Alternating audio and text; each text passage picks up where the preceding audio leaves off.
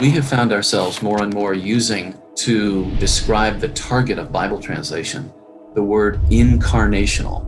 And it works like this.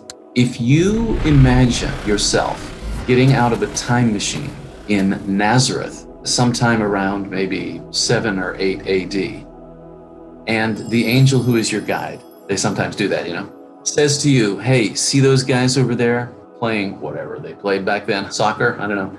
One of those guys over there playing soccer is actually God incarnate. Do you expect to see a kid whose every shot is a goal? Right? Of course he's going to be awesome. What if one of the kids trips, falls, bleeds like a stuck pig, and the angel says, that's him? You know what I mean? My point is, don't we believe that this was all of the amazing power, wisdom, and love of God in a package that was completely indistinguishable from any other Nazareth kid? If that's our view of the incarnation, and if he's the living word and this book in my hands is the written word, then I say the same thing applies. It should be ordinary English for me as an English speaker. And then it's the content, the message that animates it and transforms lives and takes a sinner and takes him into God's family. Another factor there is that many people talk about how important the words are in the original scriptures in the Hebrew and the Greek. We agree with that. The words that the Holy Spirit chose to use are important, but they're not the only important thing. The structure of sentences is important in order to convey the right meaning. The structure of the paragraph is important. The way that the story told is important. All of that is inspired. And when you translate all of that, you have to take out all those different levels into account. And so the translators have to be very careful. That's why you have to have community check and say, I'm going to read you a story and I want you to tell me what you heard.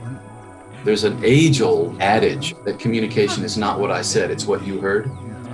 Well, apply that to Bible translation and you get wild outcomes like, and I'm not making this up, show a gentleman of a very, very different world religion, Psalm 23.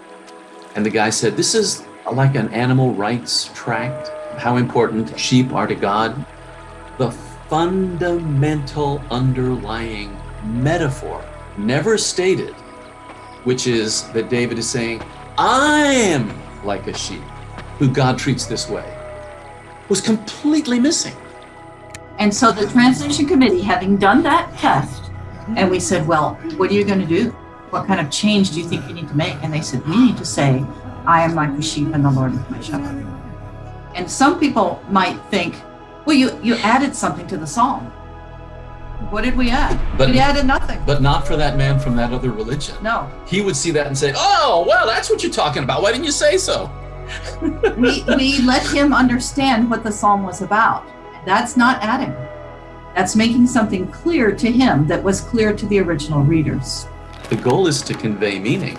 The Holy Spirit inspired every word, but sometimes conveying meaning effectively involves sensitive re-expression.